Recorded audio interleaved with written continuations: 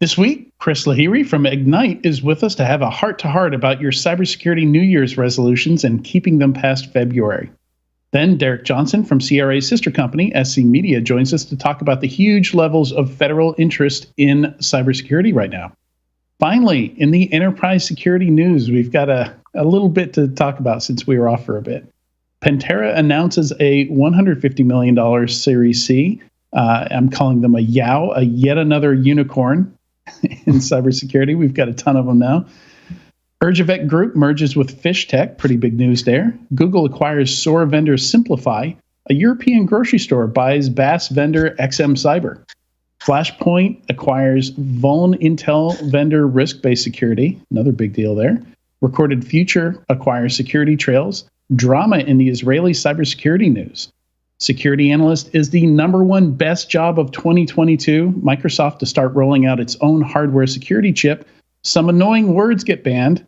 All that and more on this episode of Enterprise Security Weekly.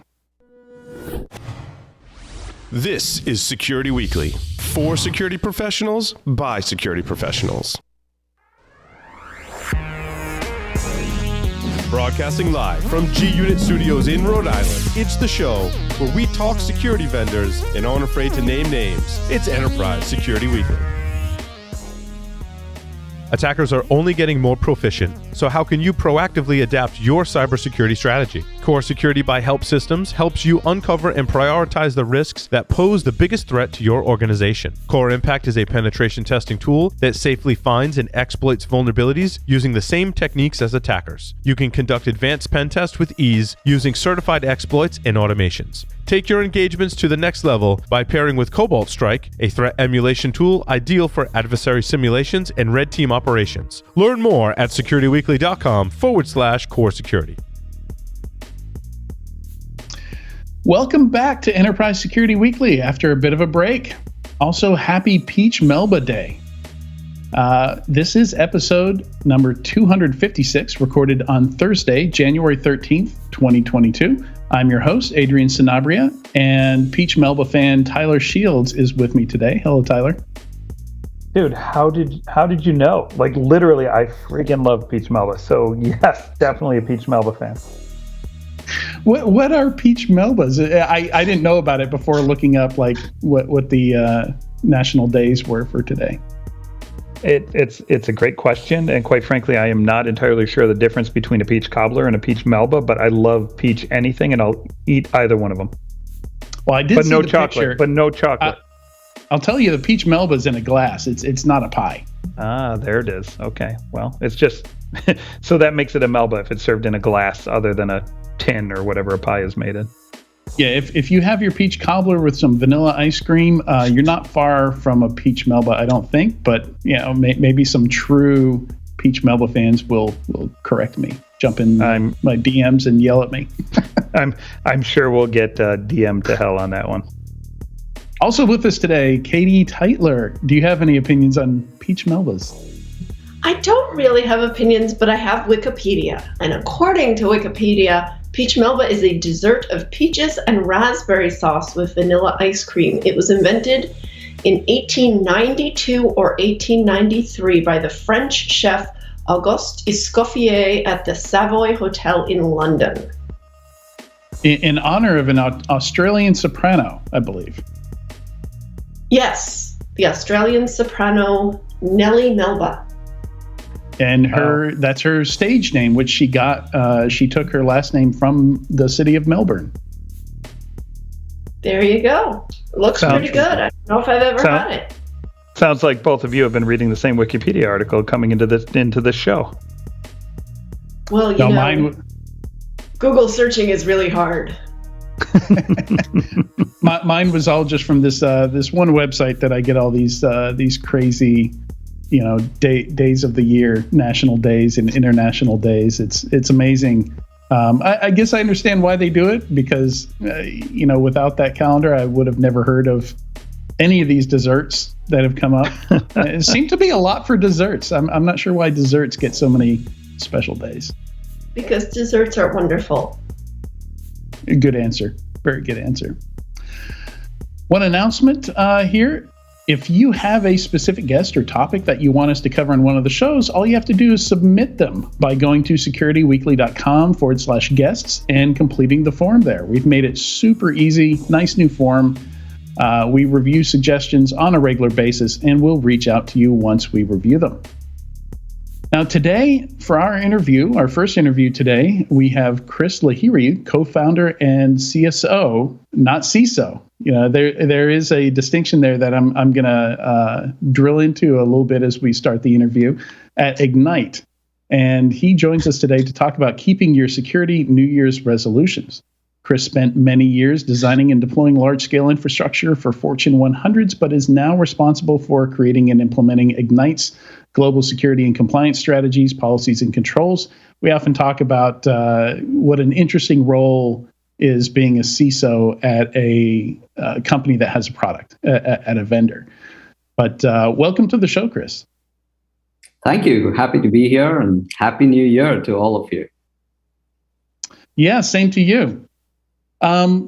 So as I alluded to, my first question is going to be about, you know, the fact that you do have the shorter version of the CISO, the CSO, which often implies that you're responsible for more than just information security. You know, there's realms of security outside just information security. Often it's a broader scope of responsibilities. But, you know, before we get to that, just kind of interesting, you know, it looked like, you know, you've got an IT, more of a general tech IT background. You know, what made you take the leap into not just IT security, but, you know, this kind of CISO role? Sure. Let me get into that, Adrian. But very quickly, I'm a co-founder, which means I have three other compadres that we started the company with. There are four of us that started Egnyte, which really is a company that manages and protects business critical content for all of our customers. All of our customers are, you know, businesses of different sizes, small, medium, large. We got them in all sizes and across all industries. So in my original role, I was running a lot of the technical operations, data center operations, the actual cloud, and we now run the product and the service off of a cloud. So that transition into the cloud and everything was done by my team. But because we were very focused on businesses, we decided to take a more serious role on security before kind of cybersecurity was on vogue.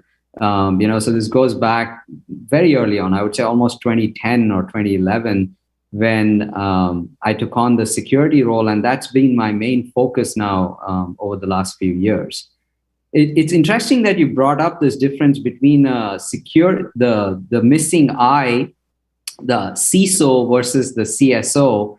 And I think it's primarily because of the product that we are doing. So in my role, of course, I'm the CISO of almost 1,000-person company that is across, you know, 5 different locations and now with remote work across many different locations. So for a mid-sized company of our size, you know, a CISO's role is pretty well defined in terms of what we look for from just purely the company standpoint. But because of what Egnyte is as a product, I do talk to many of our customers and CISOs that buy our product, as well as, you know, in different forums. And I've realized that the influence that we have on building the product and the overall security posture of the company is almost as important. So I look at CISO as more of a company security role. And just because of where Egnyte is and the product that we have, I end up having a wider role per se, and hence the CSO in my title. That long answer, but I hope that answers your question. No, yeah, it absolutely does. And it's always interesting, having to juggle everything that you have to juggle, because you tend to be an evangelist for the company, hence, your presence on a podcast here, talking publicly about what you do. You've got the corporate role, right? Protecting the actual company itself and your customers. And then you tend to often have like a product, some kind of input into the product, right? Not necessarily the product manager. You wouldn't want to have the full role of product manager on top of being CISO, but I'm sure you do have some input. Oh yeah, we absolutely. I think our products team actually. Again, I don't want to go too much into describing Egnyte. I think we have a lot of other things to cover, but in general, product managers take in input from our existing customers as well as new things they want to build, and we definitely have an influence as we listen to so many different security professionals, whether it's in the industry or in a specific vertical, or even our customers directly. So yeah, I do end up having to influence some of our prioritization and all based on that. Yeah. Yeah, so kind of jumping into some of these topics we want to talk about today, New Year's resolutions, is that, I'm not sure if that's a thing for most enterprises, but usually any large amount of time off, usually a large number of people in an organization take time off in the summer and in the winter, after we have all these holidays, so it tends to be a good time to come back, clean slate, brain empty, right? Refreshed and ready to tackle some new problems or maybe some old problems that you're stuck on. What are some of the things that you think organizations should be more focused on as we jump into 2022 here?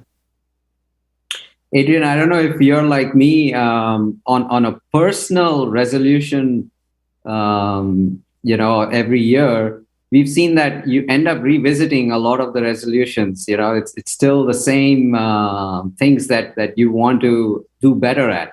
You may have hit some of the things in the previous year, but you want to get better next year.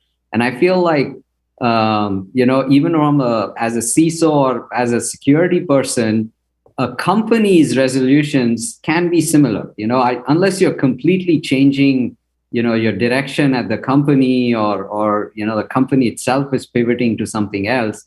I feel when we start the new year, at whatever you call that year marker, whether it's a calendar thing, whether it's a fiscal thing, whatever is that marker appropriate to you, I feel a quick revisit of your overall goals is definitely important.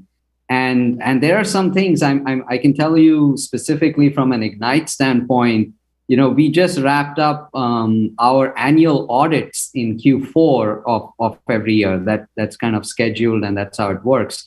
So when we come back in the new year, we are kind of brimming with either findings of the audit or new things that have happened since, and we are ready to kind of revisit some of these topics, starting off month one of the new year.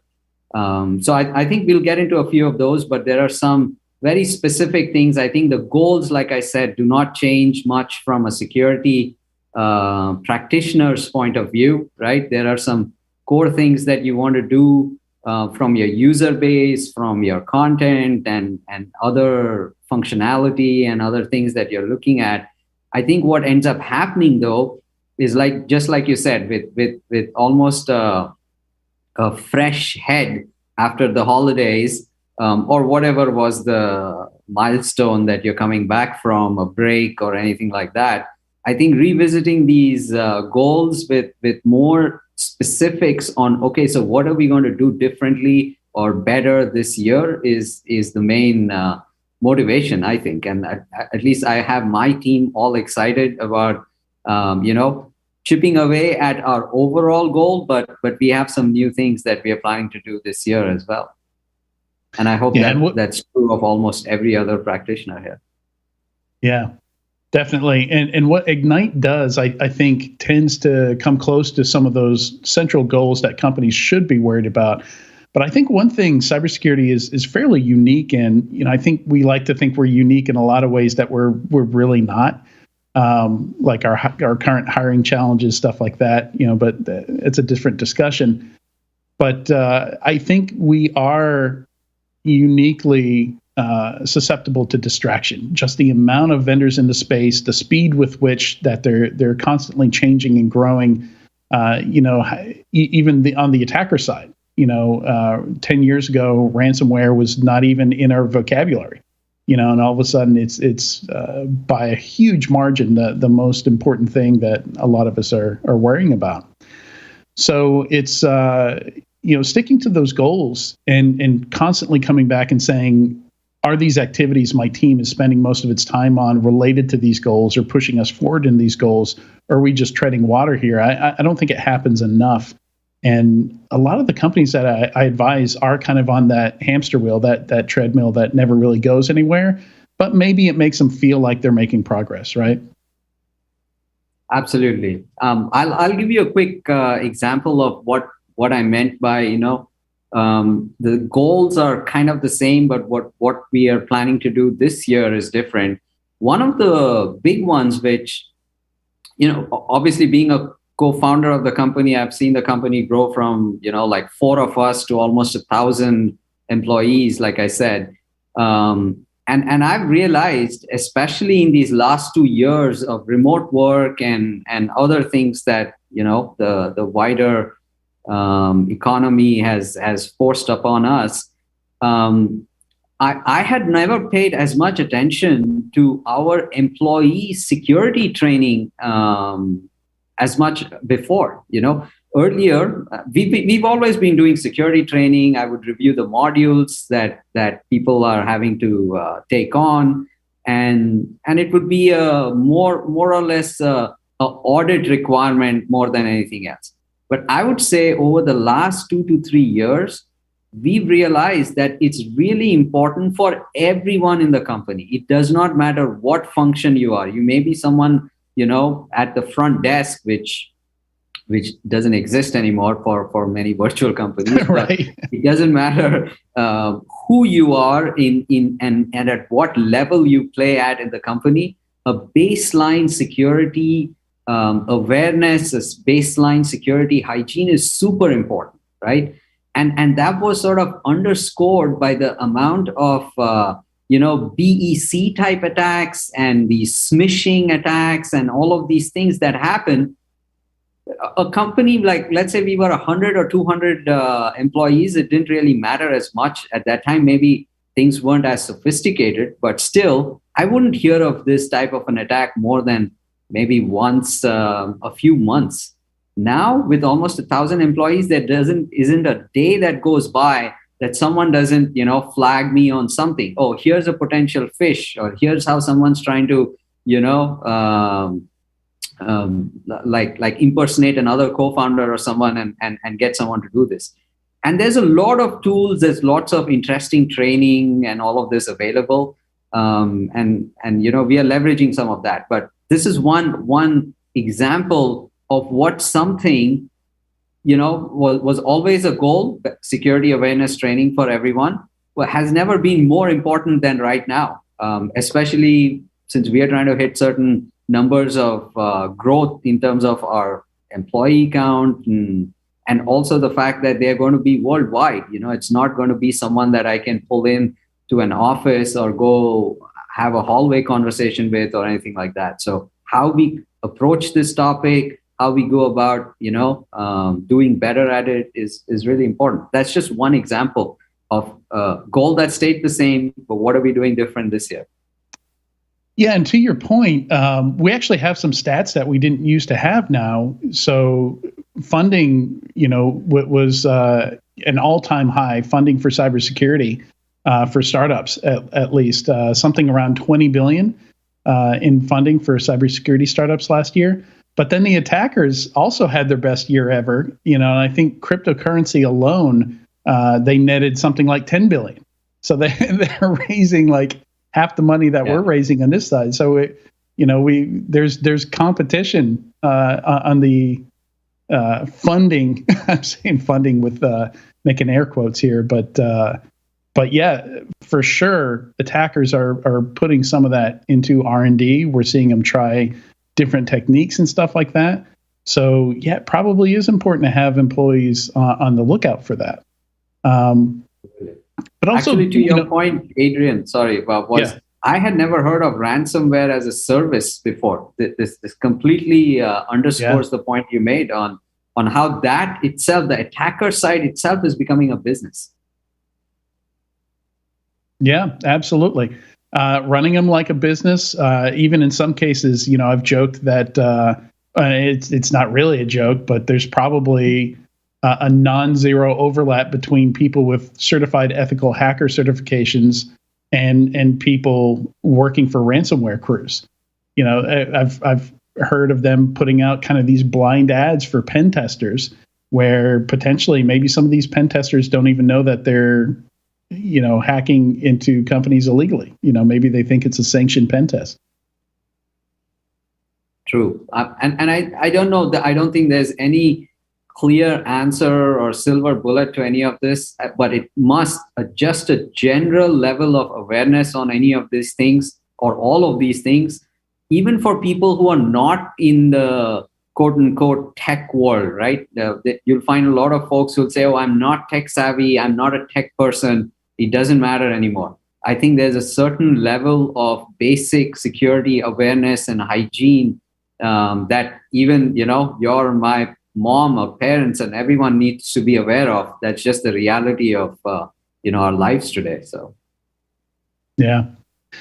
So shifting a bit, talking about data, about goals, what kind of goals should companies have around data? Because, on the one hand, I've often said, our industry is going to tackle data security last because it's so tricky to do. Data is, on one hand, often companies' most valuable asset. Maybe their IP, maybe it's the key way that they make money. Depending on if they're an advertising firm, something like that. But at the same time, with attacks and regulations and things like that, data can also be your biggest liability. So what should people be thinking about in terms of handling their data, goals with their data? I don't know if you have a view into our actual corporate deck or not, but we are going really strong on exactly this point. We say that data has really two states. It's either value or risk, and I'll tell you a little bit more about it. You just keep in mind the cost of storage has been going down. I won't say exponentially, but it has been dramatically reducing, especially with the advent of all types of cloud solutions and other things that everybody has access to, right? So what is happening as a behavior is people aren't that concerned about paying for storage. Earlier, while storage was very expensive, people were always watching how, and I'm talking about company resources, right? And I'm sure a portion of this is valid even for individuals. But as a company would keep a very close eye on their storage consumption because someone was paying quite a bit of money for it. And hence, they had certain types of data cleanliness rules. I'm not even going down yet on what you're required to do from a regulatory standpoint or anything like that. I'm just saying in general, people were used to cleaning up storage because it used to cost more. But now with the cost of storage dropping so much, we're seeing that behavior change a lot, where people are like, they don't care. They're like, they'll just let it grow. If you had a few terabytes now, and then that very quickly went to a few hundred terabytes, they don't seem to care about the cost as much. But where they're trading that whatever is the cost there, is that they're taking on more risk. If you have a whole bunch of sensitive data that you just have there and you didn't go and clean up, now in case there is some type of a breach or something that happened, your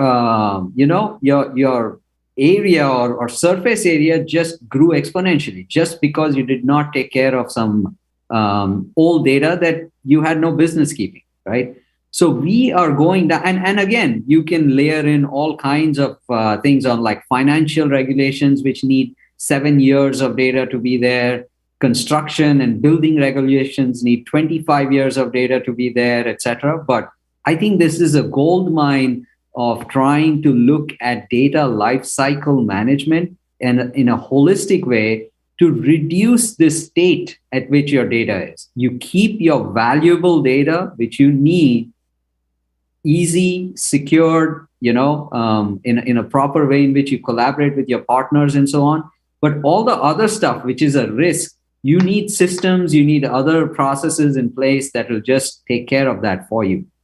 And it's a big focus for us, but it kind of, you hit the nail on the head when you talked about these two states of data. If you created a reality TV show called Cyber Hoarders or Tech Hoarders or something like that, I would watch that. Yes, data hoarders is a real thing. And again, my feeling is that it's probably because it's not hitting someone on the wallet as much. So they're just afraid to get rid of it. They're like, what if I may need it? So I have a question for you. So, the data hoarder thing, what if I need it, right? Isn't there a certain level of value in hoarding data for the long term, in the sense that maybe we can machine learn it or use some kind of algorithmic, data analysis to make smarter decisions 20, 50, 100 years from now, right? Now, that may not make sense in a business capacity, in which case there's risk attached to the data hoarding. And I guess there's risk attached to any level of data hoarding. But do we offset? Is there an actual offset of potential return on collection of data that we should keep in mind from a risk management perspective as a CISO? Absolutely, Tyler, and I think it's important to anything that does machine learning these days. You always hear about it. Is like it needs more data, right? This training model needs more data, and that model needs more data, and so that is an argument where a group of people will say, I just want to keep all of this data. But there's also the flip side where, if you needed it for machine learning and that type of thing, there's a lot of info that you can keep from just the metadata portion. Like I'll pick something on the security front. If you needed to keep a whole bunch of events and how that trended, and you were going to go build some new model on this type of stuff, you could have a certain, let's say, a snapshotted version if you did need to go back 10 to 15 years. But how you prepare it and how you keep it is really important from the security standpoint. It doesn't mean that you need to keep 20 years of data available with the same level of access and everything as your most current data, right? It also doesn't mean that, hey, you deleted 20 years of valuable data if that's the industry you're in, right? Like, for example, anybody in the biotech world or life sciences and all of that do want to keep that type of data. But I think that's where you can layer in other security models of who has what access. You could create different types of archives and those types of things for just stuff that you absolutely need to keep around. But in general, I would still say we should first start with what do you absolutely need, and then deal with this other bucket of, okay, if I don't need this, can I just purge it? In some cases, yes. In some cases, maybe not. We create a different sort of moat for keeping that. Yeah, definitely. So, it's just, as you were talking, I was thinking AWS Glacier, they probably, despite how cheap that is, they probably make a lot of money off that. Probably a lot of folks saying, well, just in case. We'll it used to be tapes, like we'll keep these tapes in Iron Mountain or in a closet somewhere. Now it's Glacier, right? So it's funny, actually, Adrian. Let me jump in here. I think you're making an interesting point. Years ago, it used to be tapes kept in a stored lock facility. Everybody backed up everything, took tapes of everything, locked everything up, tested it, and they kept them indefinitely because there was no risk in the sense that it was sitting inside of Iron Mountain.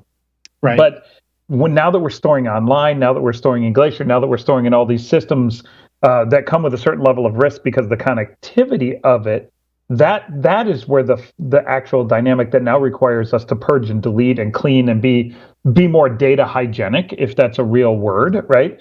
So that the pseudo anonymized data actually, fits in a way that we can make it usable in a storage scenario. So I think it's kind of interesting to understand that dynamic and to get your comments actually on the delta between how it used to be versus how it is now with regards to storing that long term.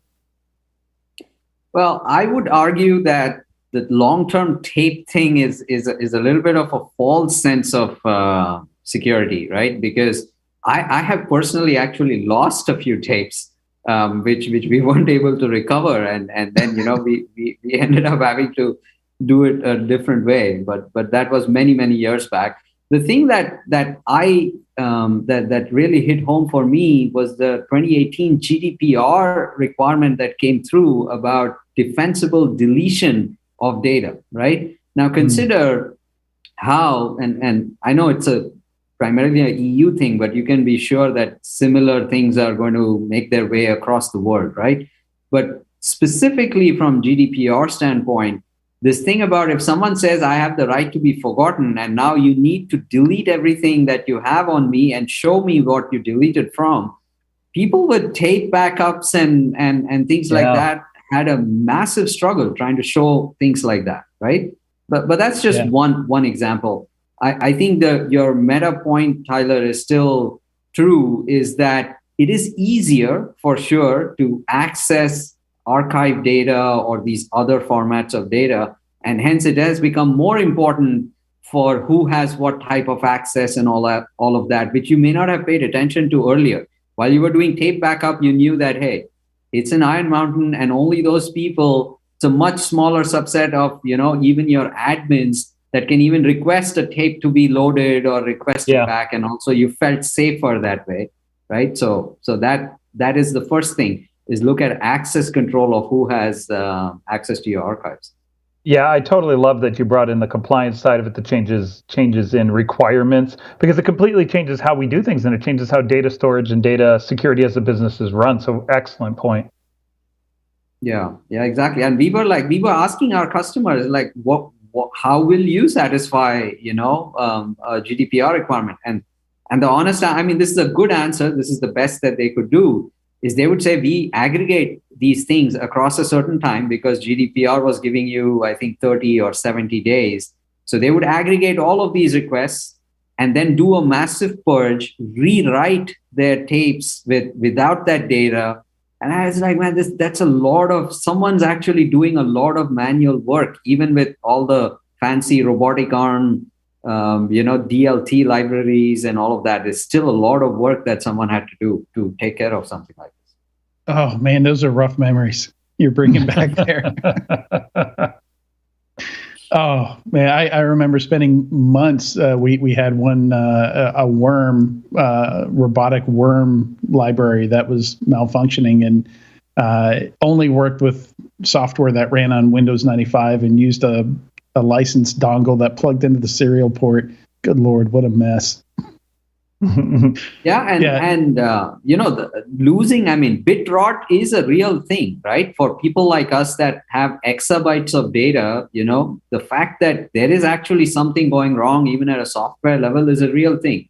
But you can throw more resources at it as well. You can write other software that does sampling and testing the validity, the integrity of data, and so on, right? So it feels that there are more capabilities available, but the security, there has to be an oversight there in terms of, who has what type of access, are things done purely through service accounts and all of that. And the data hygiene comment you made, Tyler, is very true. So Kris, as we wrap up the conversation here, do you have any good resources for, planning out data handling, data retention policies, that kind of stuff that you can point people to? I'm not drawing a blank on this right now, but data lifecycle management is actually a thing that a lot of different companies are proposing different solutions to. Egnyte's one of them for sure. We come at it from this whole value versus risk perspective. But in general, data lifecycle management is becoming a really important thing, industry specific, like I've said, life sciences or or financial industry and SEC regulations have different things here. But I would point people to data lifecycle management as let's say, a Google term to look at. And there are some really good resources there right off the bat. Good stuff. Again, thanks, Kris, for joining us today. Kris is the CSO at Egnyte, and you can follow him on Twitter at Governance Guru. I think that's correct. Yes, that's right. All right. Thank you very much for joining us today, Kris. Thanks, guys. Great to be here. And stay tuned. When we come back, we're going to talk cybersecurity mania on the Hill with Derek Johnson from SE Media.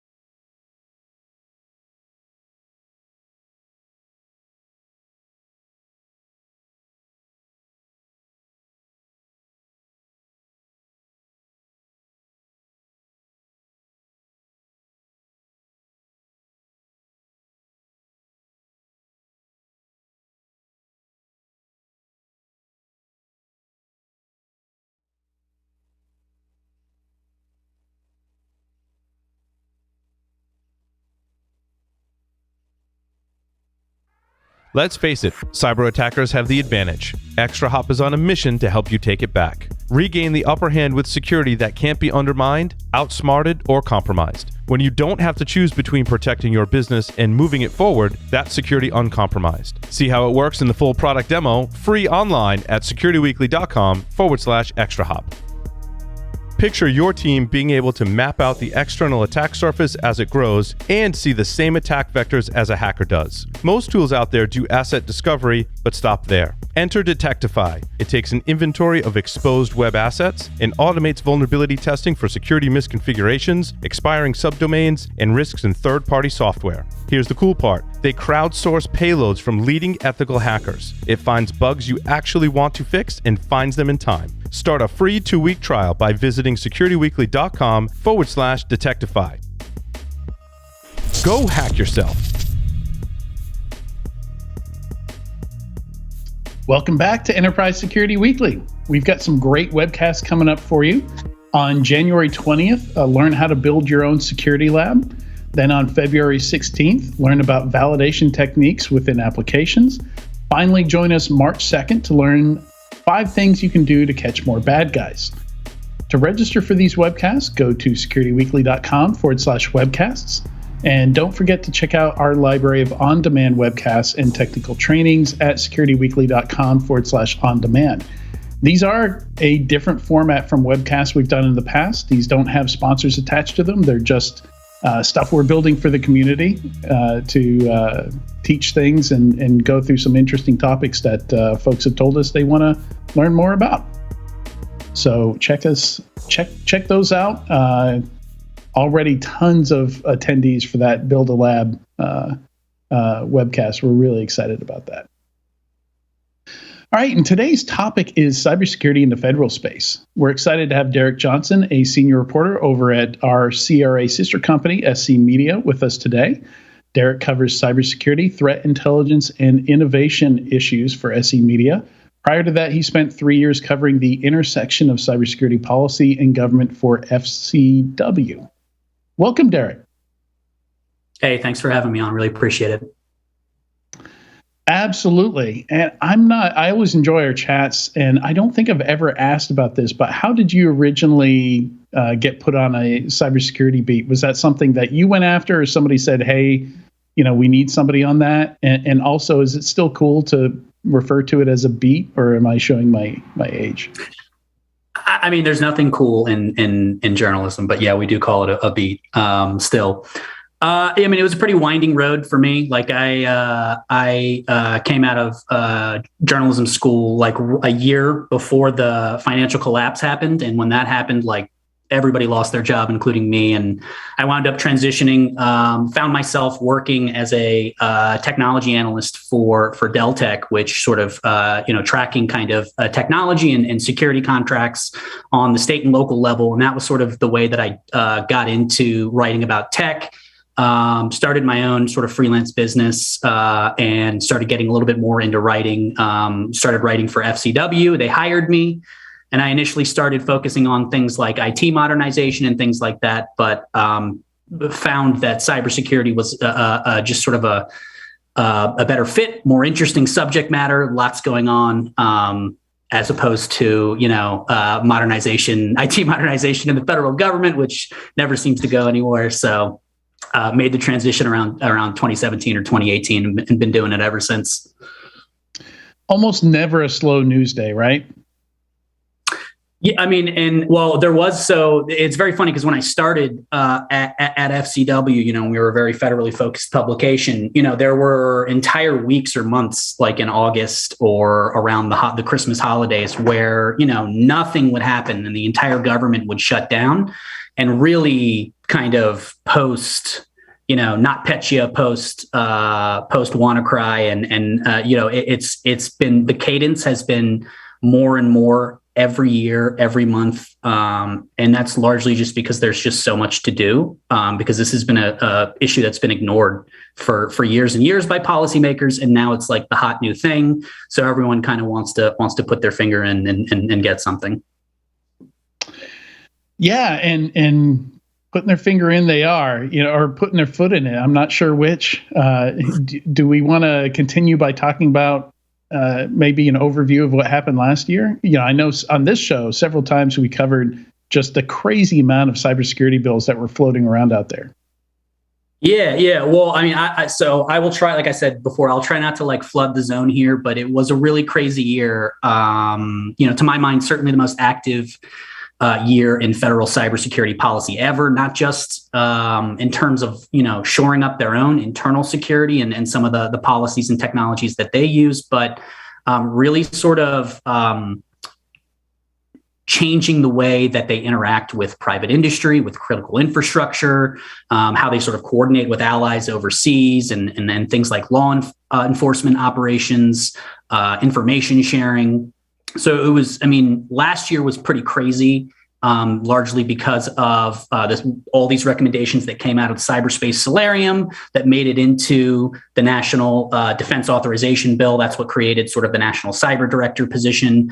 But this past year has been even more active, largely because I think you had a new administration come in. They had sort of total control of the executive and legislative branches, and they just, there was just a lot of pent up stuff that needed to get done that you saw folks tackle. And then of course you had, SolarWinds and the Colonial Pipeline and things like that sort of just like poured gasoline on the fire.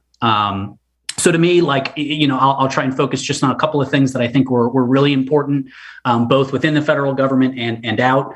The biggest thing were sort of within the federal government was the executive orders that came out from the Biden administration. They did things like, move agencies towards security philosophies like, zero trust architectures, trying to sort of work with industry and the information security community to kind of develop a larger frameworks for securing the software ecosystem, which is just the source of so many of our woes these days, as well as the technology supply chain.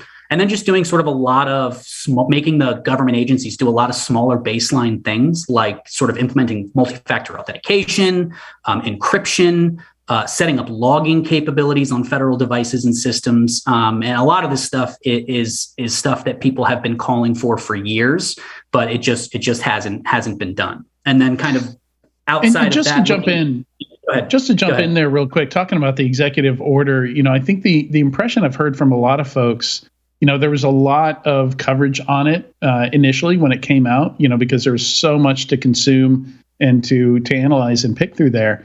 And then a lot of people just didn't hear much about it. There are a lot of deadlines outlined in there, and we're still not at the 1 year mark. And a lot of those deadlines were 365 days out. But I think the impression a lot of people got is that, it was a lot of bluster, a lot of nothing, just because, I don't think they saw or heard, the impact coming out of it. So I just wanted to see if we could address that a little bit, because I'm sure that's probably not the case. It's just not the stuff that's going on that needed to happen wasn't the most visible stuff. Yeah, well, what I would say is that a lot of times when you have executive orders, especially big ones that have a lot of tasks for agencies to do, it does take time to do it. Usually what you will see kind of sort of Congress use its oversight powers to keep tabs on how agencies are implementing that. And that's certainly something that I've heard a lot of folks in Congress say they're going to be spending a lot of time. There's legislation that they want to work on, but there's also a lot of oversight and kind of checking the books on things like how agencies are implementing a lot of these requirements in these executive orders. That is going to take up a lot of time on the congressional calendar this year. So I don't know that I would agree that it's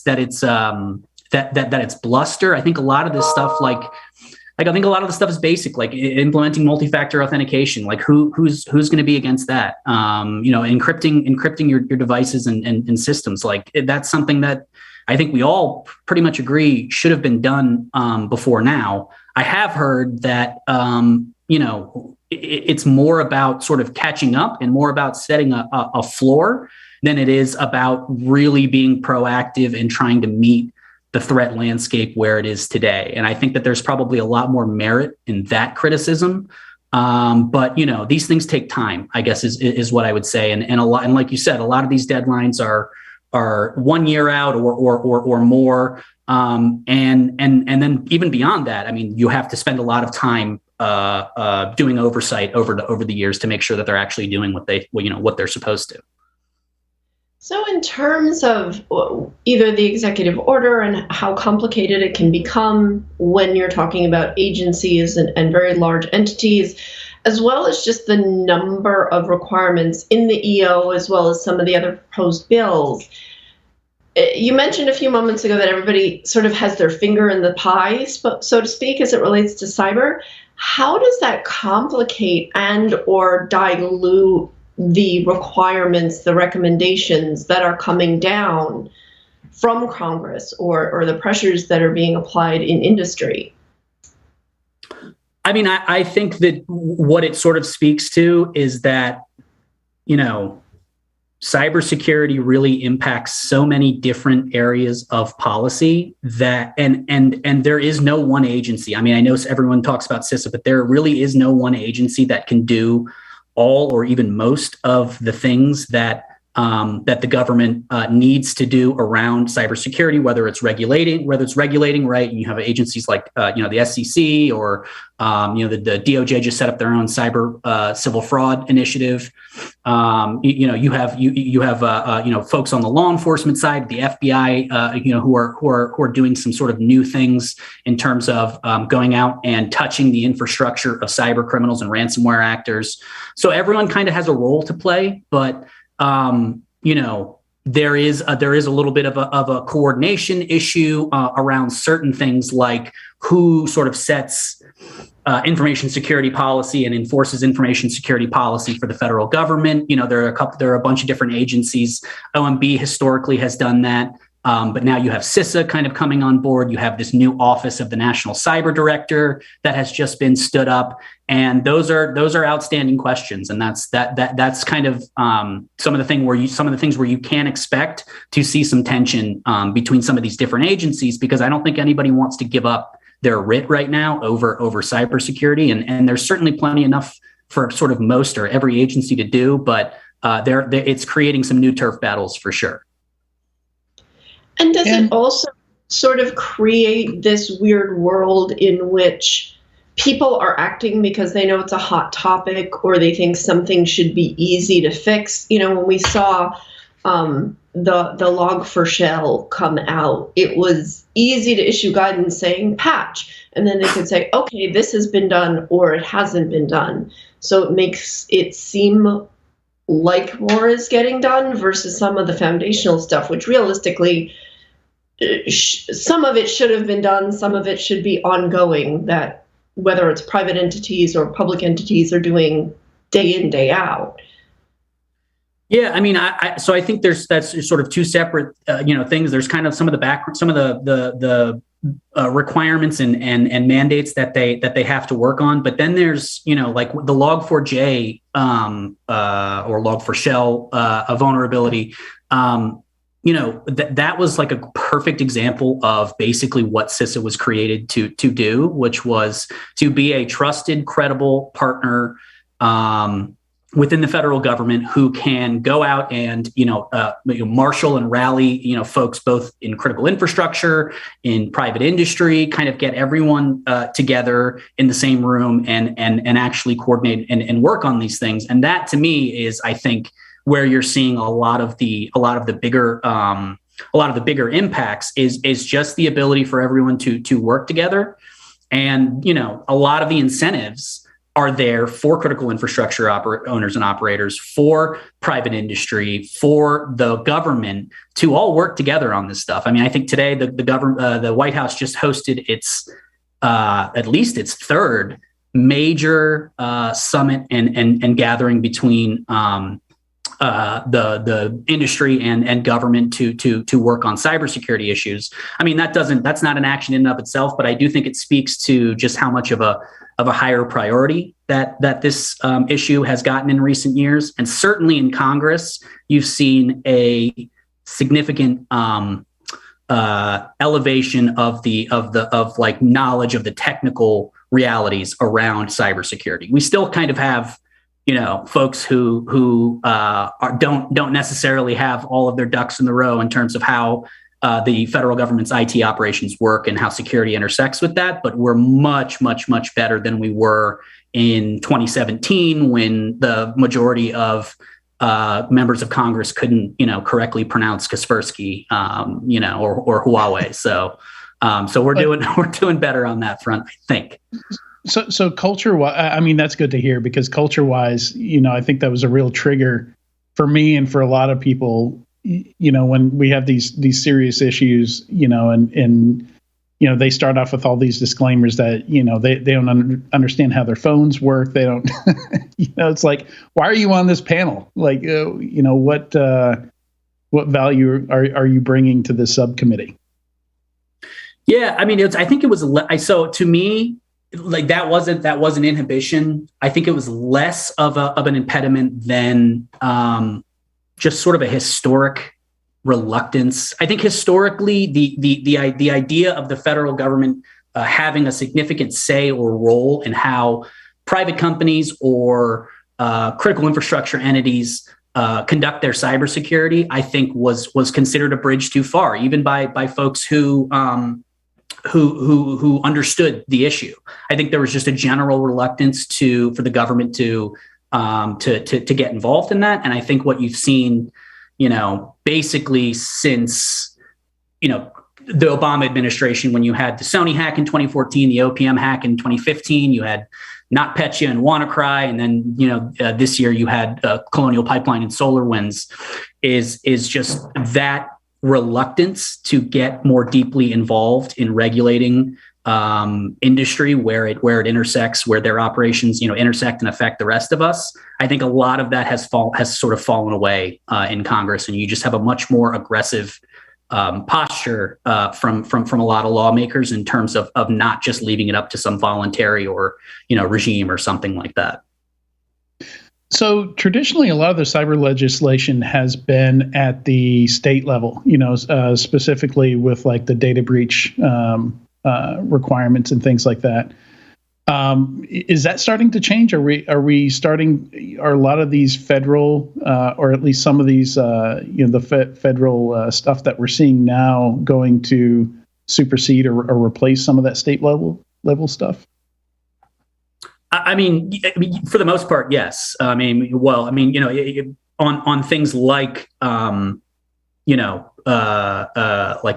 if incident reporting ends up passing, that that'll be, I have not heard a ton of movement on sort of national data breach legislation, and I think that'll be probably a pretty sticky subject. But certainly you see it on the state level, like you said, in California. You have it in places in other places like Maine and sort of other states where you have companies that are required to report cybersecurity incidents and things like that. And certainly, if you had a more nationalized federal law, that would take precedence. But on the data breach side,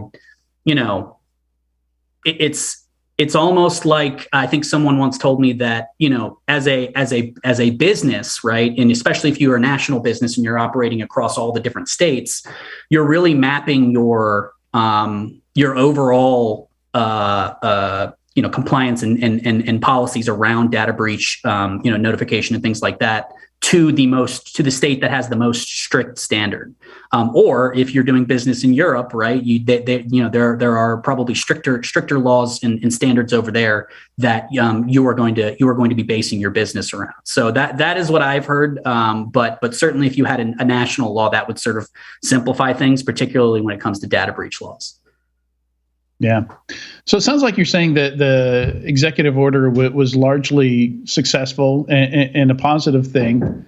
And, talking about cyber incident reporting, that was, I think, Section 2 in the executive order was all about sharing threat information, not necessarily incident information, but it sounds like there's a lot of work to get more data sharing around actual incidents as well.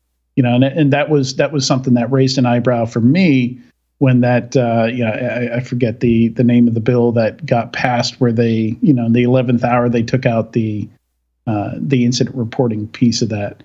So help catch us up on what's going on with requiring some reporting of incidents here. Yeah. So as you said, sort of it got pulled out of the NDAA at the last minute, which was kind of a surprise because I think the assumption up to that point was that it was a fairly done deal. It had and continues to have a ton of bipartisan support. The administration supports it. A lot of the major industry groups have come out and support it, largely because from my conversations that I've had, is that it's better to come to the table today and help sort of shape the legislation and then sort of the follow-on rulemaking process. It's better to kind of come to the table and do that as a willing partner than wait another year or two until, the situation is even worse and they have something even more onerous put on top of them. So that fell out of the NDAA, but it is probably the top item on the congressional calendar in terms of cyber legislation, this year. And just very briefly, it would sort of require critical infrastructure owners and operators to report significant cyber incidents, including things like ransomware and supply chain attacks to CISA. That sort of broke down because of a disagreement between Senator Rick Scott and some of the congressional Democrats over the way to sort of structure the scope of the businesses that would be required to report things like ransom payments. What I am told from speaking to some folks in Congress is that sort of depending on who you talk to on the House and Senate side, that disagreement is still outstanding. It still remains unresolved. But either way, it's not viewed as something that's going to really imperil the overall fate of the bill, because it's just got too much support from everyone. And the idea of giving an agency like CISA greater visibility over these critical infrastructure sectors that they're charged with regulating and helping to secure. It just makes too much sense to folks. So pretty confident that something is going to get done. The question is just, when do some of these issues get worked out? Beyond the Scott issue, there's sort of, even today, the FBI, said that they were looking to get language added to the bill that would allow them basically real-time access to those same reports, so that they can kind of follow on and do the incident response and investigation work that they're responsible for. There's ongoing discussions. Sorry? Right, like help us help you.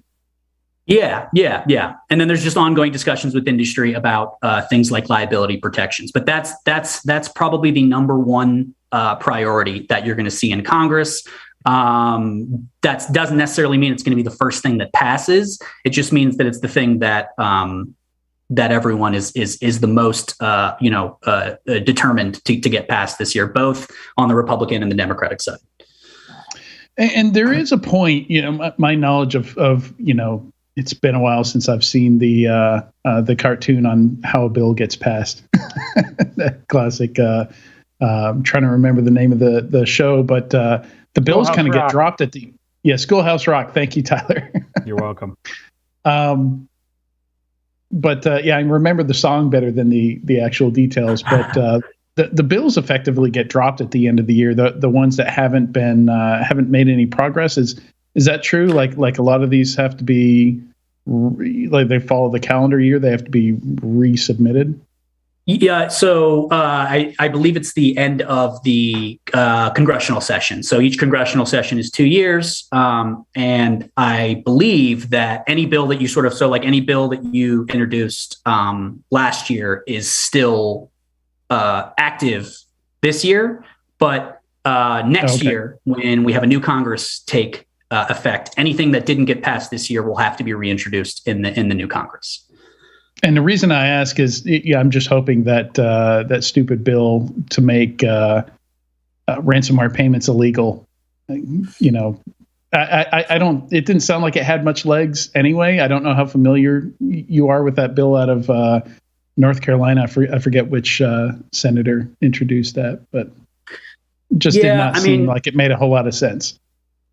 Yeah, so I know that we've talked about how the government is sort of it's a new day and they're willing to be a lot more aggressive, but I think that is still sort of a bridge too far, and there's just such an ongoing debate about whether that's a good idea and what the impacts and effects, what the second order effects would be of that, whether if you're either banning ransomware payments or you're banning the use of cryptocurrency or for ransom payments. I just think that there's just not a consensus right now about whether that would help or hurt the problem. I think really the only stuff that's going to pass right now is the stuff where there's a fair amount of consensus around it, like, cyber incident reporting and some of these other things, some of these other bills that they're considering in the new year. Right. Well, let's shift gears a little bit and talk about critical infrastructure, because that's been a pretty hot topic, especially after the water plant got hacked. I think it was very early last year that happened, correct? Yeah. And I mean, right around a year ago. Yeah. And I still don't think that I think what came out of that is that it's not clear that was really, it's not clear how serious of an incident it was serious in the sense that, right, they did have the capacity to poison the water, but it's not, I think we're still not clear whether that was just someone messing around or whether that was sort of a more serious, malicious attempt at this point.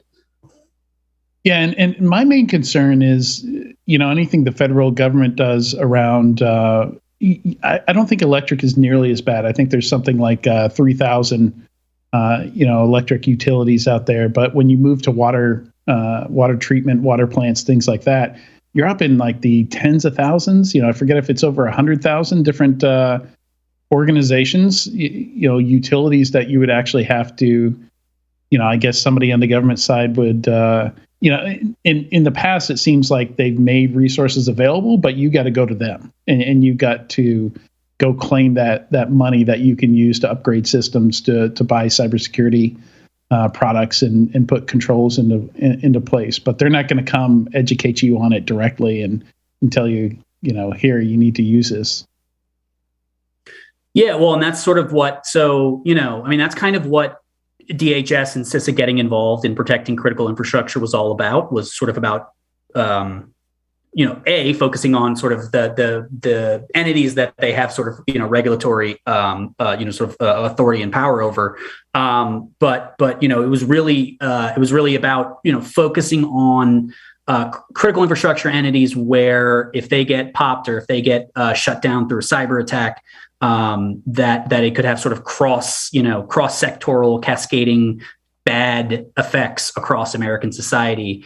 But you're right, like even within those 16 critical infrastructure sectors, there's just thousands and thousands and thousands of companies, way more than CISA or any other agency really has the resources to touch, which is why you kind of have folks like John Katko, who's the Republican ranking member on the House Homeland Security Committee. He's put out a bill that would essentially compel CISA to develop its own even more narrower list of systemically important critical infrastructure entities.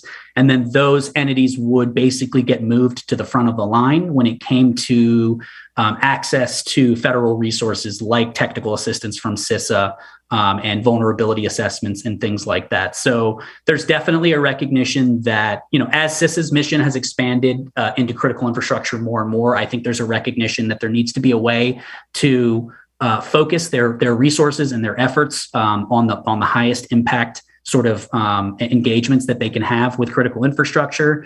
And that is sort of one of the ideas floating around. The interesting thing is that CISA basically saw that and was like, great idea, we're going to do that without legislation. And they're doing something called PICES, which is basically primary, I think it's like primary important critical infrastructure, something like that basically does the same thing out of their their National Risk Management Center. So it's definitely a way to sort of better target their outreach and their efforts to sort of the entities where it's going to give them the biggest bang for their buck. Yeah, hopefully the amount of time they put into coming up with the PICES acronym reflects the amount of work that they're putting into the actual effort. You get used to it, man. In Congress and in the federal government, man, acronyms rule, and it's everyone's trying to think of the most clever acronym that they can think of. So, what do you see getting done in 2022? Is there anything in particular that is going to be a big deal if it gets done, or is it just going to be? Are you almost looking at 2022 quarter by quarter because there's so much going on?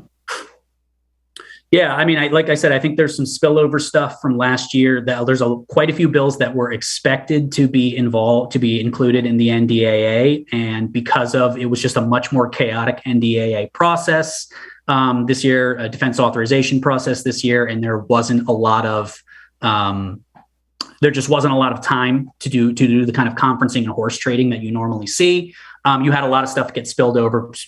Incident reporting is one, but FISMA, which is sort of the primary law that governs the way that federal agencies protect their own data and sets sort of information security policy for a lot of agency work.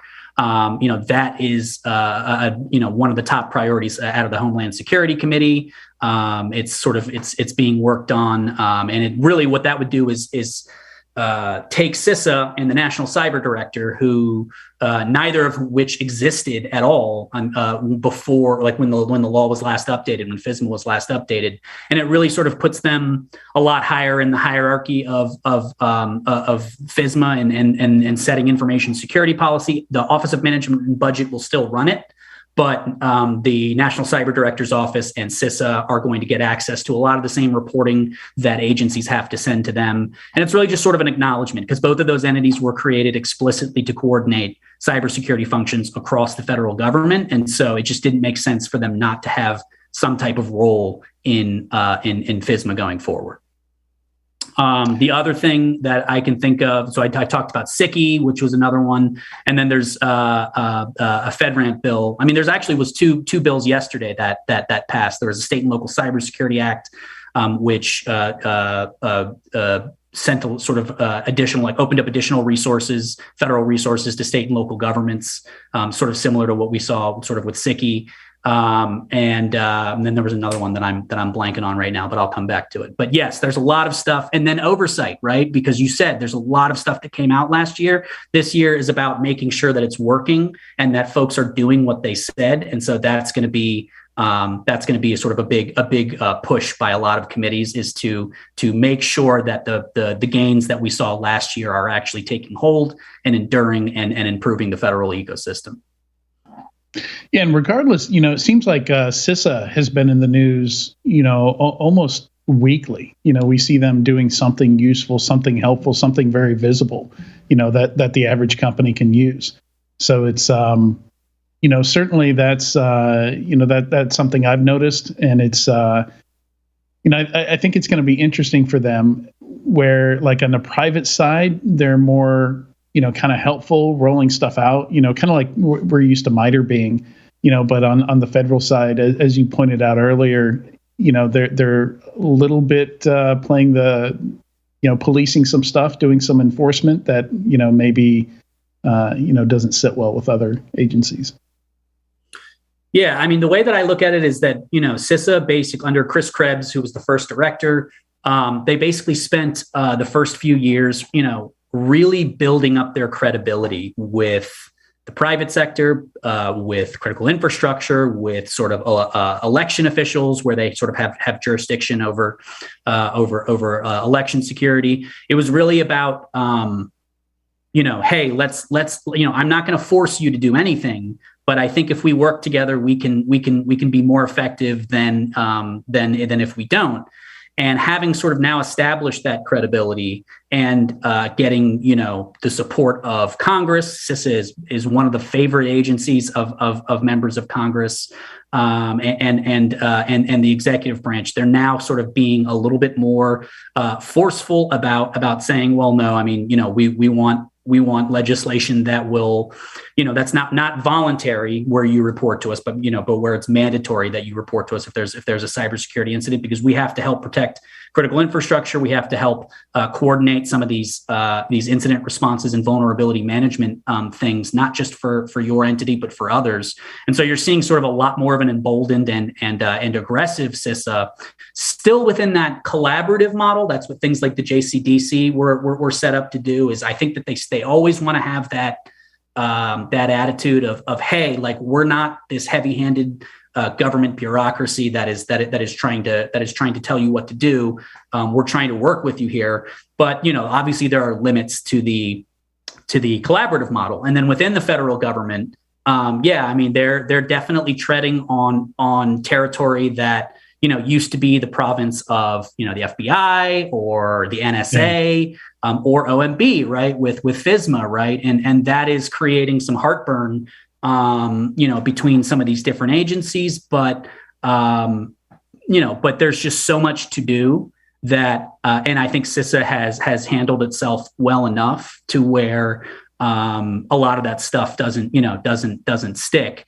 As long as sort of CISA isn't doing sort of law enforcement investigations and things like that, then I think a lot of the tasks and responsibilities that they've taken on, both statutorily and just through executive actions, I think is going to continue to flow to them. Sometimes to the consternation of some of these other agencies. Yeah, it's a tough line to walk, but it seems like they're doing a pretty good job of it so far. Yeah, I mean, it's very interesting. I've covered CISA, since back before it was CISA, before when it was the NPPD. It's very, very interesting. I don't know if it's more of like just the timing. Like I said, if you look at the last 8 years, it's just, and you just look at some of the major incidents, it's just sort of flows very naturally and obviously into a greater role for agencies like CISA. But they have really grown and developed into this agency that nobody had ever heard of. And that, was treated pretty hostilely by members of industry and election officials when they first started to kind of flex their muscles to really those same kind of entities and industries being their biggest boosters and cheerleaders, largely because I think that they've engaged with a lot of these issues in a sort of an honest and straightforward and good faith way. And as you know, in the security community, that buys you a fair amount of goodwill. Yeah, definitely. Well, Derek, thank you for joining us on Enterprise Security Weekly today. Yeah, thank you so much for having me on. I hope it was helpful. Yeah, absolutely. You can read Derek's articles over on semagazine.com. You can follow him on Twitter at DerekDoesTech. Is that correct, Derek? That is correct, yeah.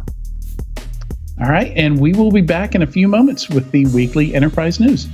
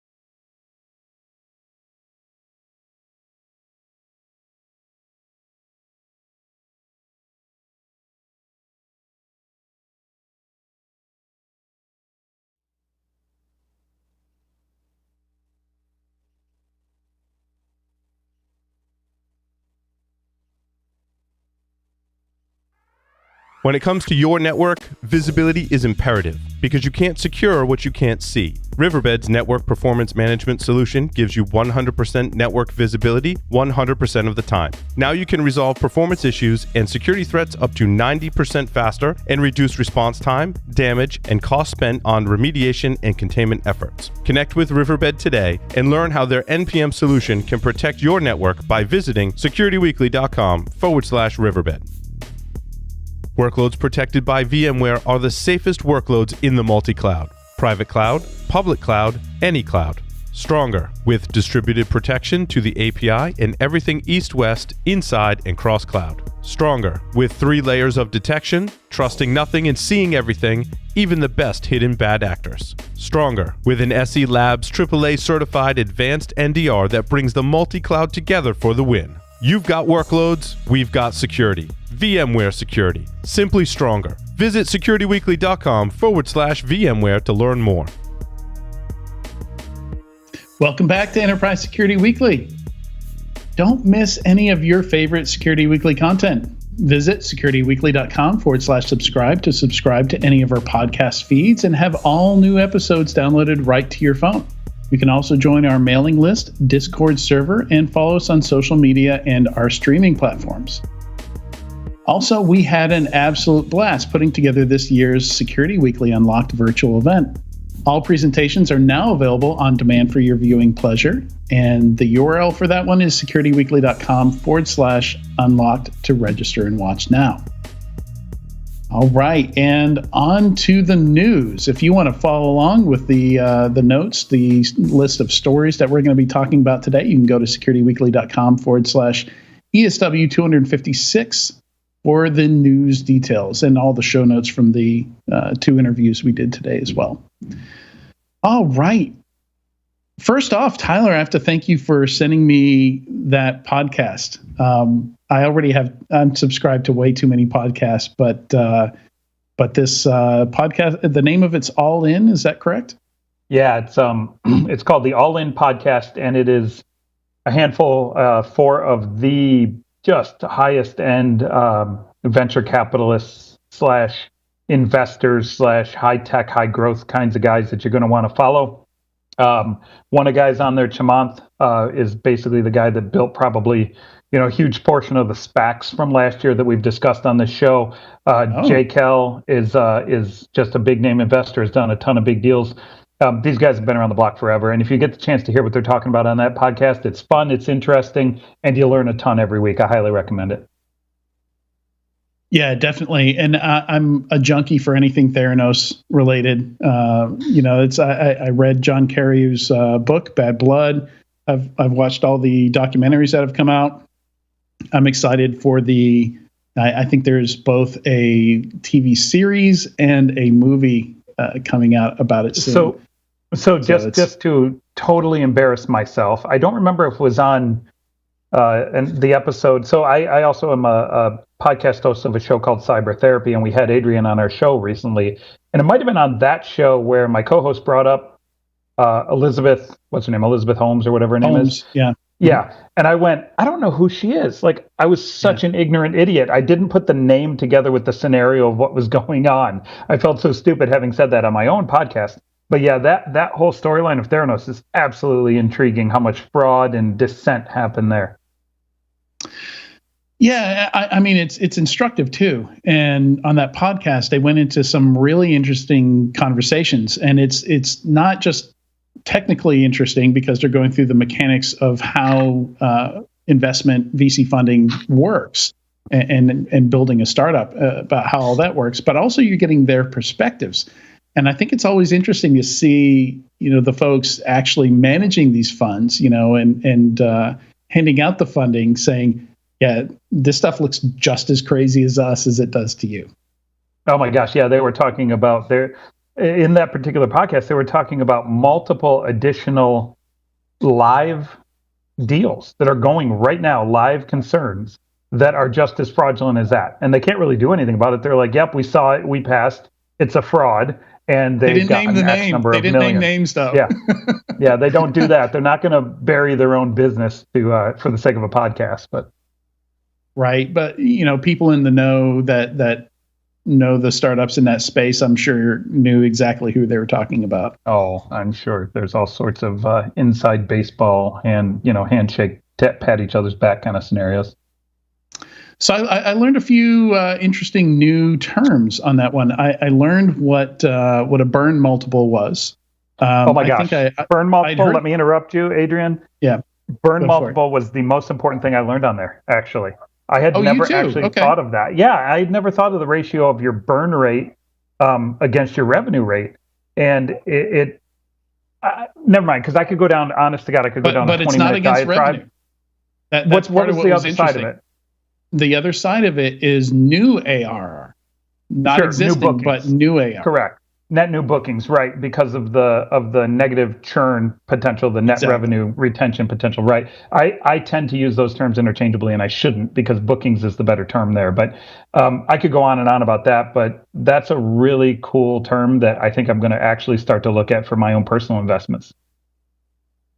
Yeah, and so really easy to calculate, and the multiples are really easy to follow. And basically the scale is, if you're under 1x, if you're basically keeping your head above water, your burn rate is less than the new business you're bringing in, which, for a traditional bootstrap business, that sounds like insanity. That's like what you need to not go out of business. But, when you've got external funding coming in, when you get access to capital, you can play with that number, and anything over 3x they're saying is very bad. And then in between are varying gray levels of okay. And yeah. And I think I've mentioned this story before, but I was many years ago was in an analyst event where I heard the CFO of, I think it was Box, pre-IPO, Box.net or Box.com or whatever they were called, talking about how much money they were burning, and they're not profitable, and they have no intention to be profitable. And this was kind of my moment of reckoning, where I was like, well, how can you run a business without ever planning to be profitable? And he said to me, look, I can be profitable anytime I want just by turning down my burn, by turning down how much I spend. And really, when you're talking about building a business like a high growth, high tech startup, you're sacrificing profitability, you're approving burn to increase your growth rate. Right. And that balance that's the ratio that we're talking about burn to top line bookings. Yeah. And they, so other terms I learned, default dead and default alive, so these were, it came out of, I'm blanking on the guy's name now, but that was Chamath. Well, no, like who came up with the default dead and default alive terms was, Paul, what's his name? Famous blogger. Yeah, I don't remember his name either, but we can Google it quickly. But it's a really cool. On it. But yeah, default dead, is basically your stereotypical software startup. That's VC funded, where you're prioritizing growth over profitability. And default alive is basically, like if we hit a recession or something like that, you're not going to have too hard of a time surviving it. You've got a lot traditionally, I've always heard these called high growth, high tech startup versus lifestyle business, right? And it's not, I don't think that's the best way to describe it, but that's traditionally what people say. Oh, it's a lifestyle business. It's profitable. It makes money for the owners, but it's not going to be like a skyrocketing high growth thing that goes to the moon, because to do that, you have to burn hard. But I do like the analogy of default dead versus default alive. I think it's a cleaner way of looking at it. It's like a strong swimmer versus a weak swimmer. Like big wave comes in, all these are going under. They're not coming back up again. Whereas these guys are gonna, they're gonna survive that wave. Where's this on our sheet of things that we were going to talk about today? Because this isn't even on here, and we've wasted like a third of this segment. It's not, but it's I think it's good background for a lot of the conversations we have on here, and some of the conversations we're going to have today, because one of them, I mentioned we can jump down to the the items I labeled drama, the Israeli drama. This Israeli site is just great about. I love these posts. Like, these are go make some popcorn posts. But number 9, number 10. That's part of what they talked about in this podcast, is they're talking about the $10 million ARR startup who's valued as a unicorn. It's like, once you get to that unicorn level, your exit options are just so restricted. Like there's no way, even maybe 10% of them are going to have an exit that meets with those expectations. And that's the difficulty of this thing. I've been saying this for about 6 months publicly. All the stuff that they were saying on the podcast, I believe in it totally. And this conversation we've had multiple times on this show.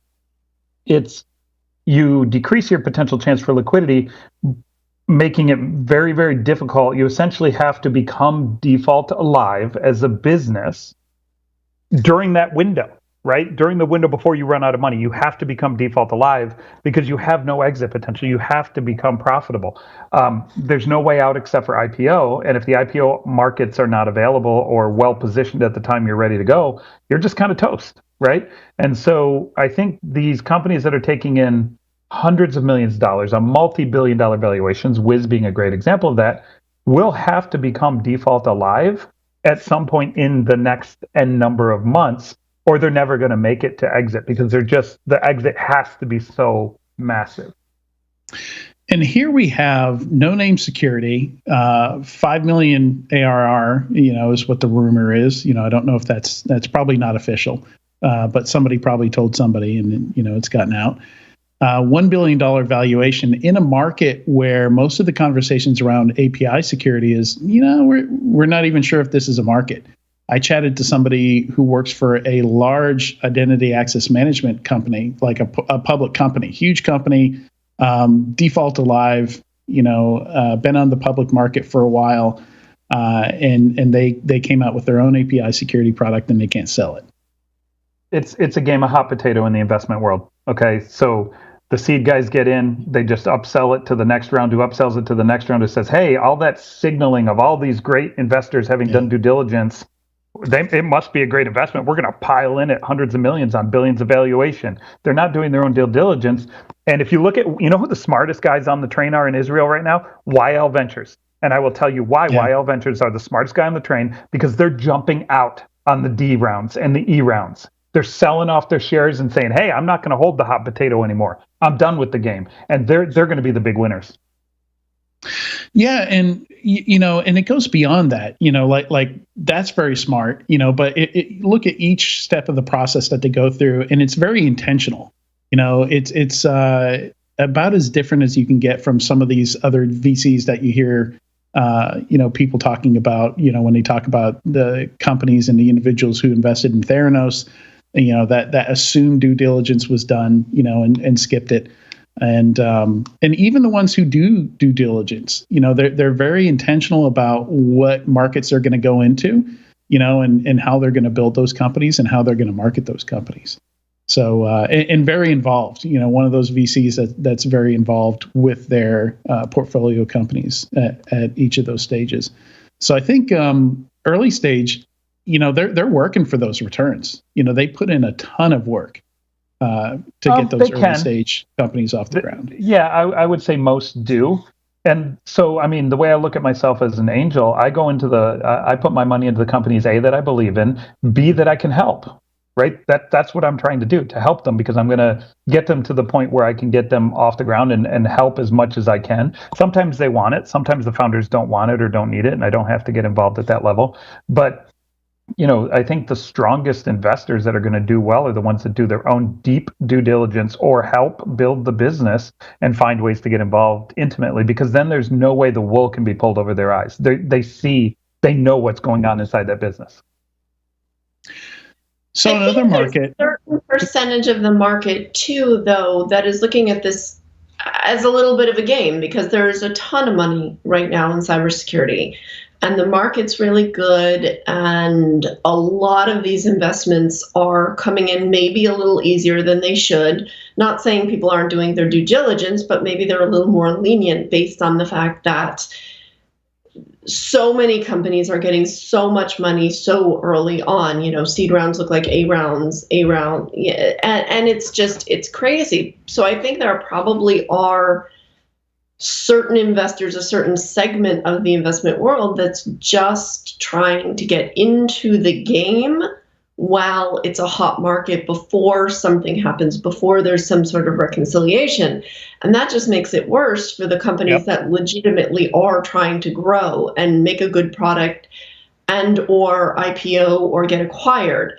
But I think whenever there's so much money floating around, you're going to get at least a certain percentage of the market that's thinking, I can use this to my advantage short term and not worry about the long-term consequences. But for those of us who are in security and are planning to stay here for a while, it could have bad implications, and it can certainly have greater economic implications if this market somehow crumbles because of bad business practices. Yeah, I don't think it's going to crumble in that sense of like the extreme version. What I think will happen is there's going to be a bunch of write-downs in some of these major companies, right? So multi-billion-dollar valuation companies on 5 million over the course of the next, 18 months will eventually need to go back to the well or need to try to figure out how to get new investment at some point, and they're going to have to say, oh, we're going to have to now write this thing down because there's no way I can exit it. $2.5 billion on, let's say I even made it to 20 million or 50 million. I'm still not a $2.5 billion acquisition. So I'm going to have to write it down. And who's going to really hurt here are the employees of the company who came in, on these big valuations, who don't understand how preferences work. And the preferences are going to eat up all the exit capital, and the employees will get nothing for all their effort. They'll get their salaries, but they'll get no financial upside on the stock. Yeah, and that's not even uncommon now for a lot of companies. Companies are hiring employees, and part of the benefits package is you're getting in early, so you're going to have a great financial future. I know plenty of people who've been promised that, and then they end up with either nothing, or perhaps they're laid off because the company thought it had more money and they didn't actually have any sales, or a lot of things can happen where the employee is definitely the one that's hurt, or in the end, when the company does get acquired or hit IPO, they make, 4 or 5 figures, which is, nobody's going to kick that out of bed. But at the same time, it's not the same as the millions of dollars. I know I've been promised huge amounts when I joined the company. I never believed it.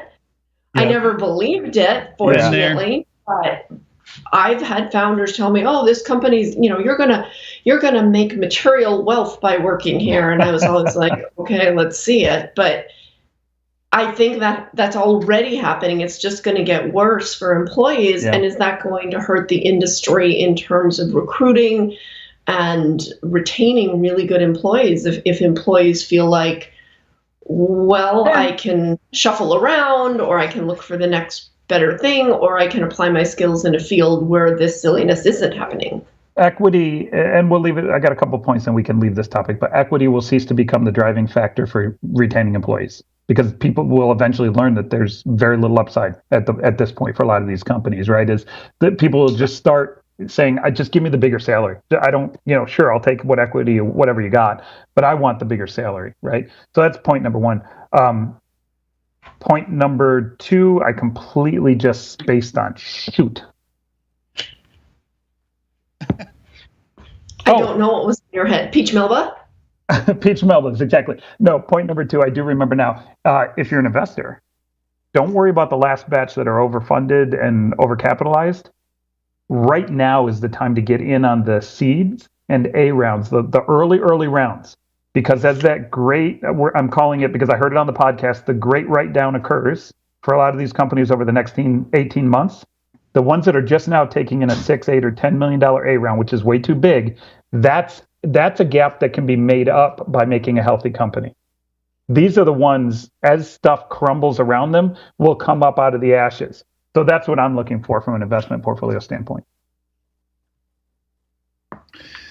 Yeah, and just to kind of cap this off, I think the CSPM space definitely looks more real than the API security space, where you got Wiz, Orca, all that. And number 9 here, I really put this on here for the quote, actually in the title. You don't even need to click the link, but this is Nir Zuk, the founder CEO of Palo Alto Networks, saying if Wiz is worth $6 billion, Palo Alto is worth more than $1 trillion. because they have a competing product here. They're already selling it to their mature customer base. I think probably a lot of Palo Alto's Prisma customers are already customers in other areas, and they probably have a better view of what that addressable market looks like. So yeah, again, just like the podcast you sent me, Tyler, we've got a lot of very experienced people shrugging and saying, I don't see how any of this is real. Yep. Yeah. All right, so let's run through some funding and some acquisitions real quick here. I think the big one, if we only mention one, it's a pretty big deal that Egnyte Group and FishTech combined. Both pretty big MSSPs and resellers. I haven't dived real deep into that, but of course Gary Fish had FishNet, and that company was combined with Accuvant, which became Optiv, which was a really big deal. I think mostly handled by Blackstone, if I'm remembering that correctly. And yeah, it's not been that long since Optiv was put together. I want to say that was 2014, maybe.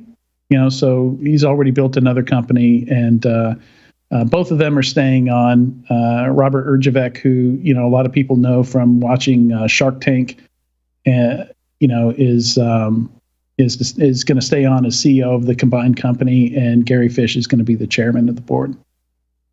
Yeah, this is super cool to me, and I'm generally not a ProServe / MSSP follower. Like, that's not my area of focus and expertise. But what's exciting to me is the birth of and eventual success of Optiv kind of created a blueprint for these massive MSSP / services style plays and channel style plays. And this is a repeat of what was already a very, very successful process for Gary Fish. And I love what he's attempting to do here. I think there's some huge potential. Couple it with the name of Egnyte, who a lot of people know, which is funny because most people don't understand that he's a cybersecurity guy. Like my mom who watches Shark Tank would have no idea that he's in my field. He's right? just a business guy to them, right? Like Mark Cuban. Yeah. Correct. So when you connect the brand that comes with Egnyte and a successful company that he's built in Canada, like a very successful company, with the experience of Gary Fish and what he's done with FishNet / eventually turned Optiv. Holy smokes, this is powerful. This is a big one. Yeah. Yeah, and I think that's a trend we're starting to see is more and more services companies being valued closer to what a software company would.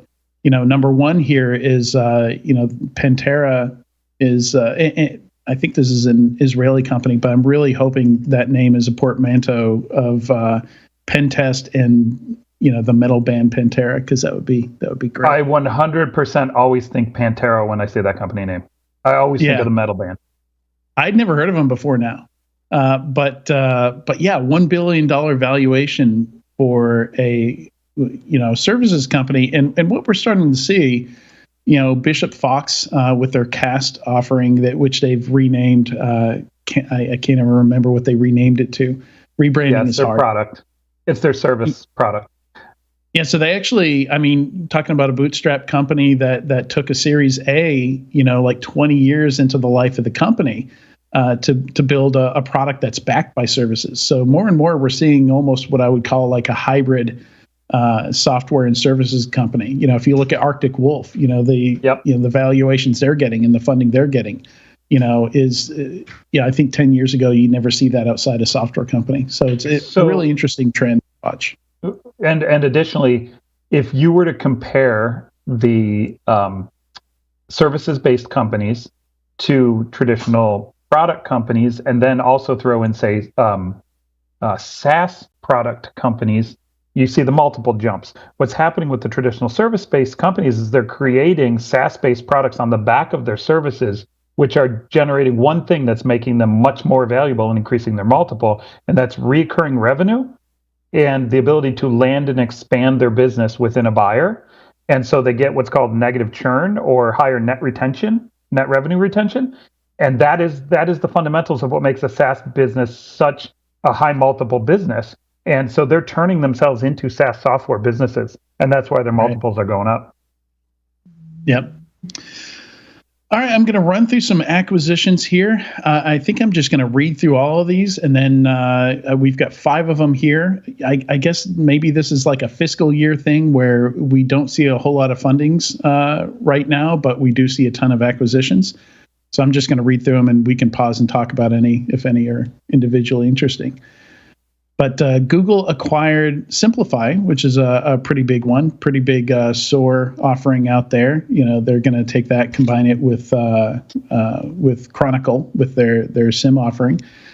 A EU retail giant, Schwartz Group. You know, this is kind of both an acquisition and an investment. You know, they acquired XM Cyber, which is a breach and attack simulation vendor, for $700 million. So very interesting one there. That was the one where I jokingly said a European grocery store bought a cyber company. Flashpoint acquired vulnerability intelligence leader risk-based security. So another bootstrap company here, or I say another, I haven't gotten to the other one yet.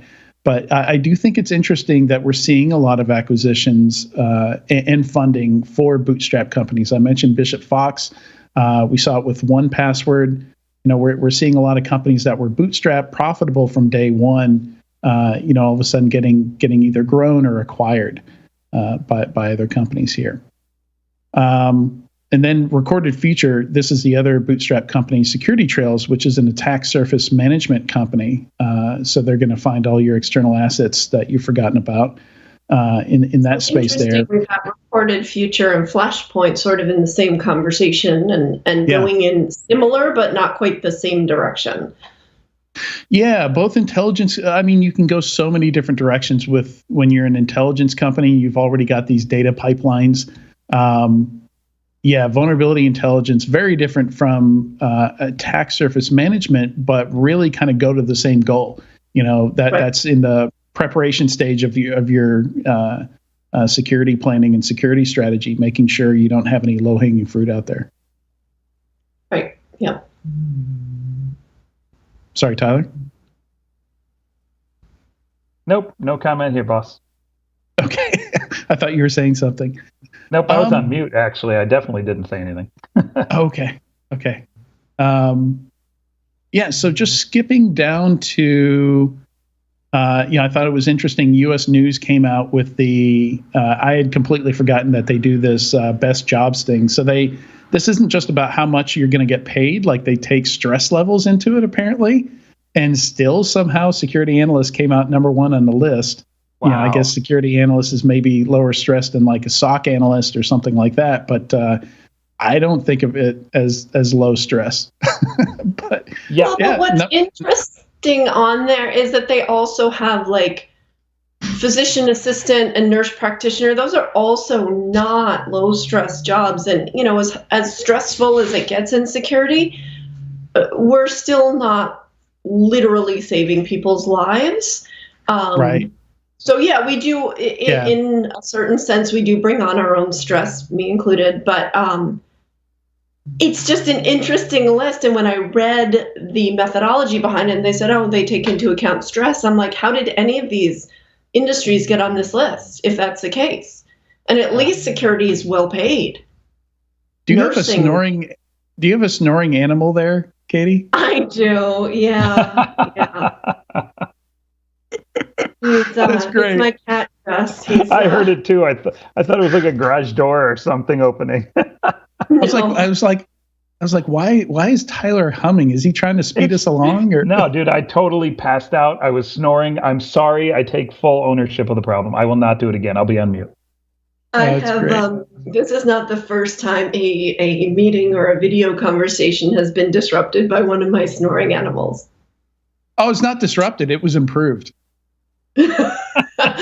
Perhaps, yes. I was sucking. Yeah, no, that's Gus. He's an 11-pound cat. Oh, okay. Oh my gosh, he's a cat. Wow. Okay. Yeah, I thought it was a dog too. Yeah, I thought it was a cow. All right, moving on here. I have a quick shout out here because some of the services that make BlackBerries work was shut down. So BlackBerry diehards lost access to the ability to make phone calls, text, like some really fundamental stuff, you need to use one of these. If you're one of those out of my cold dead hands people, yeah. Adrian, this just in from the news that nobody knew happened. Okay, just saying. On this particular one, nobody on the planet knew it happened. Yeah, that tree fell in that forest and nobody heard it, right? Nobody heard that tree, Adrian. Nobody did. All right, moving on then. So one of the requirements on Windows 11, which I am actually using today, that's what I'm. Skype actually broke before we started this podcast today. So still working through some bugs on Windows 11. I felt like it was time to jump in there. One of the requirements is a TPM, and Microsoft has Pluton, which is their own design TPM chip, I guess. I don't fully understand the technical pieces of it, but yeah, that's a makes a lot of sense. With the TPM required, makes sense for them to be getting into the actual design of it. Apple's been doing that for years. Let's see. Yeah, I think Adrian, we can push a lot of this stuff. We can jump down to the squirrel stories. I was going to say, Adrian, this might be the perfect time to watch that little rodent on the screen. Yeah. Yep. Yeah, we can throw up the squirrels. There they are. I love them. They make me smile every week. Lake Superior State University. Apparently they've been doing this since the 70s, but they've been banishing words. Every year they come up with words that are, I guess they feel like, and they've got a rationale for everything they ban. They're dumb, they're annoying, they're tired of it. So that they banned words. And I think each of us have come up with our favorite banned words on this list. Should I start?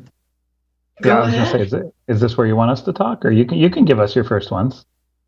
Yeah. So I think the one I thought was funny was, and I think it was 2007 was pwn or pwned. And I think it was more, we use it a lot in security, to refer to something that's been hacked. But specifically, it was the gaming use of it, where, you antagonize your opponent, but I do think it was funny. It was they banished it that far back because we were certainly still using it in cybersecurity after that. You know what the worst thing about this is, Adrian? It's not that the list of banned words has certain things in it. It's that I still use them because I'm such an old head. Like, it hurts you personally? Yeah, I see this and I'm like, oh, fake news was banned in 2018? Shoot. Get her done. Oh my God, that's been banned 20 years? How am I still using this stuff? Show us where the banned word list touched you, Tyler.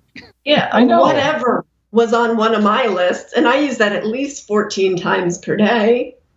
Yeah, can't anymore. It's banned. No. If I start seeing they also banned LOL, and that is never going away. Nope. If I start looking through the banned list, I just feel horrible for myself. And I really fully understand why my 17-year-old son makes fun of me every single day for being cringy. And when was LOL banned? Child, you should have known this was coming. I know. LOL was banned before either of my children, either my teenagers were born. And LOL, I'm pretty sure I've used it today. LOL, you're making me laugh. More than once today. Right, we are actually LOLing, so I think it's okay. I think I LOL'd in our back channel chat 2 seconds ago, so it's fine. I think about that when I write it. I think, did I laugh? At least a chuckle? If there's at least a chuckle out loud, I'll use it. If not, I won't, because I feel guilty. You're literal. You're a literalist. I am. Yeah, all right. Well, so Adrian, at some point, because everybody uses it incorrectly. So, Adrian, wait, what? Yeah. That being said, at the end of the day, everything else being fake news, I think we need to get to the last squirrel. And yes, I used 5 banned words in that one sentence. Wait, what? Exactly. Yeah, so that was amazing, Tyler. Thank you for that. For that display of oldness. Hey, I embrace what I am, man. I don't try to hide it anymore. Look, how can I? Okay? I just can't. So talking about, there's ridiculous stuff in cybersecurity where we're like, really? that's a product now. But man, in the world of premium water, Liquid Death, which I don't know if you've seen this on store shelves, it's really easy to find. The whole water aisle is all clear packaging, and theirs is black, and it says Liquid Death on it, and they're cans of water. And they just raised a $75 million round to grow their brand. And it's all about murdering your thirst. It's hilarious. Like, they go to such lengths. The CEO, Mike Cesario, they had one customer who filmed himself, I think posted on Instagram, murdering his thirst every day for 365 days. And as a result of that, the CEO got that customer's face tattooed on his arm. Whoa. So like a whole brand built on shock value. Amazing. Absolutely. And it's water. It's canned water. I really have no comments to talk about that. Like, black colored canned water and murders and tattoos on arms, that's where I draw the line. I am speechless. So if I could, I would like to bookend this, if we're not making you too late, Tyler, for your next your next thing. It's very short anecdote that I heard listening to the Dropout podcast, which, talking about earlier, I'm kind of obsessed with the whole Theranos story, and I'm binge listening to the Dropout podcast right now. And this came from the Crime and Punishment episode, about 26 minutes into that episode. They're interviewing Roger. I'm trying to remember how to say his name. McNamee. Help me out here, Tyler. You know how to say this guy's something. Name. Roger McSomething. McNamee. Sure, McNamee. Sounds right. Founding partner of Elevation Partners. Also founded Silver Lake Partners. So I actually don't know the name. Yeah. So. Interesting guy. They interview him a lot on this podcast, and he tells this old joke he heard during the .com bubble before it burst in the 90s. Mom, I just sold the dog for $1 million. What? You sold Sparky? Yeah, for $1 million. $1 million? You don't even have a bank account. Where are you going to put it? Oh, I don't need a bank account. I traded him for $2 $500,000 cats. And he's saying that's Silicon Valley today. That's investment in general today. All right, and with that, hey, I noticed we haven't had a whole lot of reviews of this show on like Apple Podcasts and a lot of the platforms where you would leave a review. So if you enjoyed this episode and you're listening on a platform that allows you to leave a review, it would be great if you left one. If you didn't enjoy this episode, you can send me angry tweets. You can jump in my DMs, leave an angry comment. As long as it's tells us what we can fix, we'd appreciate that too. Constructive criticism and feedback is always appreciated. Thanks so much, Tyler and Katie, for joining me today. And thanks to everyone watching or listening to this week's episode of Enterprise Security Weekly.